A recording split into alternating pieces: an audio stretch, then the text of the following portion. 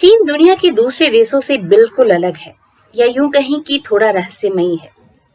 वहां कब क्या होता है, बाहरी दुनिया को इसकी जानकारी काफी देर से होती है और गुप्त तरीके से होती है। अब देखिए ना, चीन के सबसे अमीर अरबपति में शुमार अलीबाबा ग्रुप के मालिक जैक मा पिछले 2 महीने से गायब हैं। देश ही नहीं, पूरी दुनिया का एक चर्चित चेहरा इस तरह से गायब है। ये तो सिर्फ और सिर्फ चीन में ही हो सकता है।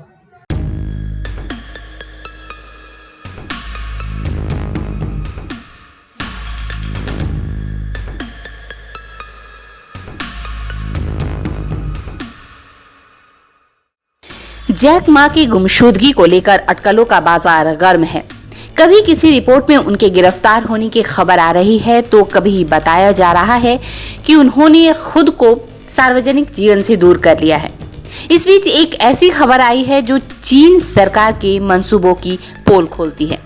अमेरिकी अखबार वॉल स्ट्रीट जर्नल की रिपोर्ट में ऐसा दावा किया गया है कि चीन चाहता है कि जैक मा अपनी जिंदगी भर की असल कमाई यानी अपनी कंपनी के यूजर्स के सभी डेटा उसे सौंप दें।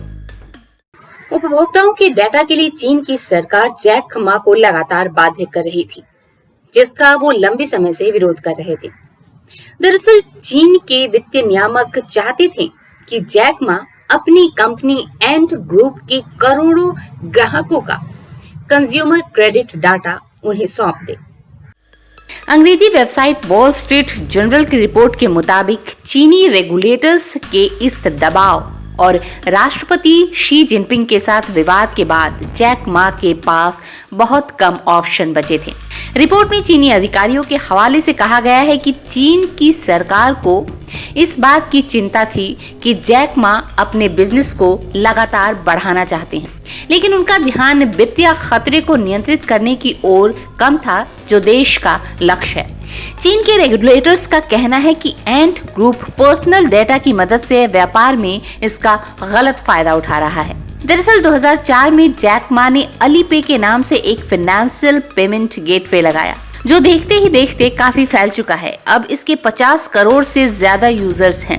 फैलते बिजनेस को देखते हुए जैक ने इसके लिए एक अलग से ही कंपनी बना दी, एंट ग्रुप, जो लोगों को लोन भी दिलाती है।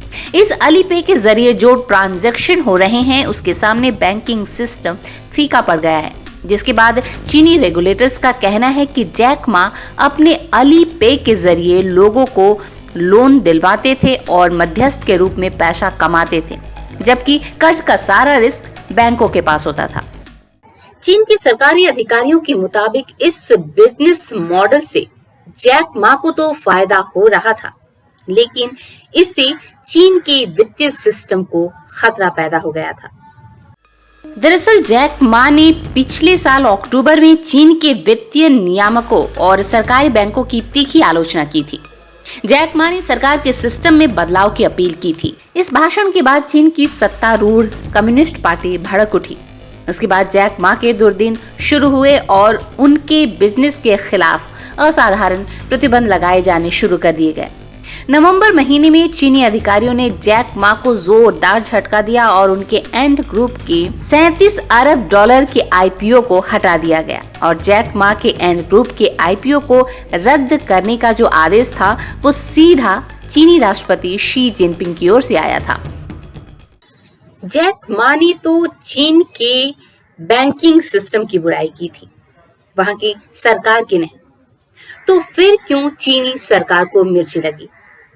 दरअसल इसकी वजह है स्ट्रिंग ऑफ पर्ल्स यानी हिंद महासागर क्षेत्र में चीन की वो घेराबंदी जिसे भारत के लिए तैयार किया जा रहा है।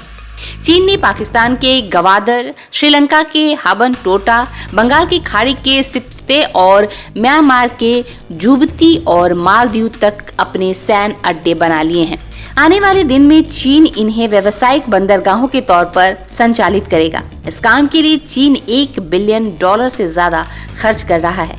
जिन क्षेत्रों में पोर्ट बनाया जा रहा है यानी पैसे लगाए जा रहे हैं, वहां से फायदे की गुंजाइश शून्य है, यानी ये पैसे पानी में जाने वाले हैं। ऐसे में चीन का सबसे चर्चित चेहरा इन बैंकों की बुराई कर दे तो सरकार को तीखा तो लगेगा ही।